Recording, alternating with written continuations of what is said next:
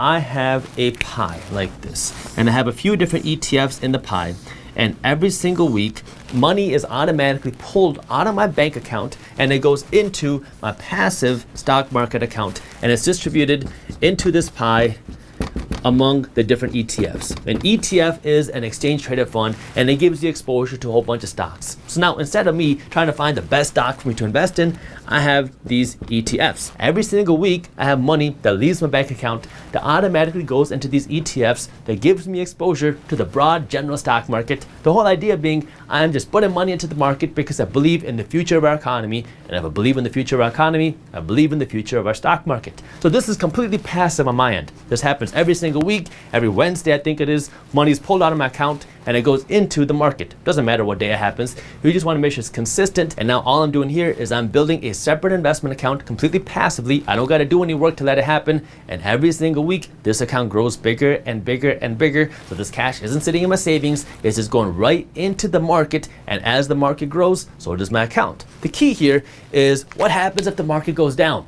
Well, I don't change anything. If the market goes down, I keep letting this thing happen passively. If the market goes up, I keep letting it happen passively. I let it happen consistently and I let it happen passively because now all I'm doing is I'm putting money in the market and I'm letting the market do its thing. I use a platform called M1 Finance, who's also a sponsor of the Minority Mindset, to do this. And the reason why I like M1 Finance is because it's super simple and it's completely passive. I just set that every Wednesday I want money to leave my account. I set which ETFs I want to own, and then every single week M1 Finance will automatically pull the money out of my account and they'll automatically invest it into my pie of ETFs using whatever distribution I want. So you don't have to do 25, 25, 25, 25. You could do 10%, 40%, 50%, whatever you want to do. And you can just set how many ETFs or stocks you want to invest in. And now this is passively investing for you every single week or every single month or whatever frequency that you want. So I like it because how easy and simple it is, and it's an easy way for you to constantly keep investing your money in the market. That way you can let the market do its thing. You can use whatever platform you want. Do your own research, see what you like best. But if you want to learn more about M1 Finance and you want to see how you can start investing your money like this for free, I'll put the link to how you can learn more and start investing with M1 Finance for free in the description below. Minority Mindset is a paid partner from M1 Finance, so if you use them, we will get compensated, but there's no additional cost to you. The reason why this is important is because you want to have some real diversification. When most people talk about diversification, they have no idea what they're talking about. They say something like, oh, I have a growth mutual fund and I have a blue chip mutual fund or ETF, and so I'm diversified. But all of your money is in paper assets. All of your money is in the stock market. So if the stock market crashes or if something happens to the stock market, which can happen overnight, you can see the stock market fall by 50% in just a day. If that happens, well, now all of your portfolio, doesn't matter if it's blue chip or growth or whatever it is going to go down. And so you want to have some diversification. You got to have the real assets like real estate. You want to own a real business. And now you have your passive investments, which give you exposure to the general economy and the general stock market, which we've seen over the last century grow by somewhere between 8 to 10% a year. The fourth investment that you need to own is in growth companies. And number two, I talked about cash flow producing companies. These are more of your established companies that are producing profits. Number three, I talked about owning ETFs. That way you get general exposure to the stock market. This is all about owning the startups, the innovators, the growing companies. Personally, I've been putting more of my time to learn more and starting to invest more into these companies. This doesn't have to be in the stock market. Again, you can invest directly into startups, or you can invest in startups that are new stocks on the stock market. The whole idea here is you want to be investing in some of the innovation because times are changing. Our world is changing. Our economy is changing. Money is changing. And so if you want to be in the forefront of that, you need to own a piece of these growth companies. And there's a couple ways that you can do that. Either you can know these companies directly and you can invest in them, kind of like what you see happen in Shark Tank. So now you own some equity in these startup companies. You can work with crowdfunding platforms, which allow retail investors, regular people, to invest into these startup companies who are looking for investments, or you can look at some of these startups on the stock market. This investment is a high risk investment. So what that means is there's a big possibility that you can lose all of your money. You can invest your money into a startup that thinks that they're going to be the next Amazon, or that thinks that they're going to be the next Tesla.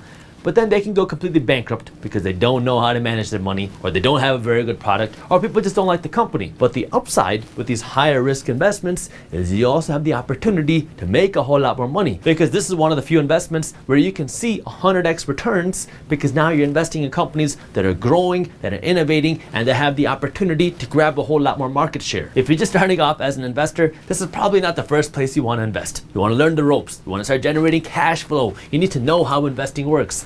Once you start to build more of your wealth and you're looking for more diversification and you want to be a little bit more risky, then you can start looking here. One of the easiest ways to mitigate your risk is just to learn. You got to learn about how some of these companies work. You need to understand the industry. You need to know where you want to invest. It took me a lot of time to understand how some of these startups work, how to value them, to understand what type of companies I want to be invested in and what industries I want to be invested in. I'm still learning every single day.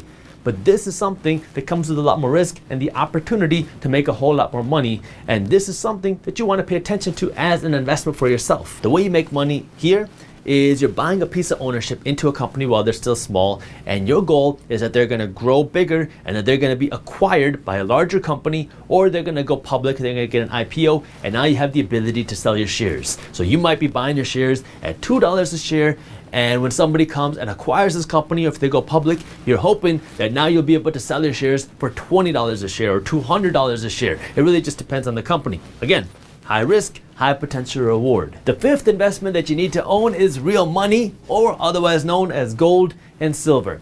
Our dollars are fiat currency, meaning they are just pieces of paper that are printed by the government and the Federal Reserve Bank. Now, this is good if you understand money and if you're financially educated, because it creates more inflation, which means if you own assets, if you own the means of production, you get to make more money. It's not so good news for the unfinancially educated, because now you're the one that's paying the price through inflation, also known as a hidden tax. Now, I don't say this to scare people, but if you run into a situation where you print too much money, well, then the dollars that you print become worthless, because people no longer just want to work for paper. They want real money. Everything has a lifespan, from people to economies. And the thing that has caused many great civilizations and many great powerful economies to crash in history has been excessive money printing. The ancient Roman Empire had an economy built off of silver. But then when the government didn't have enough silver to expand their operations, to expand their military presence, to invest into their own community, that's when they started debasing the silver. They started mixing the silver with other metals, and people realized eventually that this silver that they were getting, the fake silver, wasn't real money. So then people wanted more money. And in the beginning, this printing of fake money helped the economy and the civilization grow very quickly, because now the government had access to more money and they were able to give this money to people, and people were willing to work. But eventually, people no longer wanted this fake money, and that's when the civilization came crumbling down. As you're building your wealth, you want to think about having some insurance against your investments and against yourself and against the government and society in case they print too much money, but having some real money. Having some physical gold, having some physical silver. This is something physical and tangible that you want to own the real asset of. You want to own the physical gold, you want to own the physical silver. The idea behind these is not to get a huge return on your money. The whole idea behind this is now you have insurance against the worst case scenario type of situation. You have insurance against the economy blowing up, and you have insurance against the dollar just being completely inflated and losing its value. So this is something that you want to have as a hedge, as insurance that you own as a real money. Now, again, there's a time and place for everything. The first thing you want to do is not take all of your extra cash and go out and buy some gold. The first thing you want to do is you want to start generating some cash flow. As you build your wealth, as you build your cash flow, as you become financially free, now you really want to start insuring your wealth. And that's when you need to start owning some of these commodities. And you want to own the physical asset. If you enjoyed this clip and you want to continue your financial education journey, I have another video that I think you'll love. All you got to do is click that button right over there. And for those of you who want to stay up to date on the top finance and business news, you can join Market Briefs, my free financial newsletter, by clicking that button below. Thank you for watching, and I'll see you in the next one.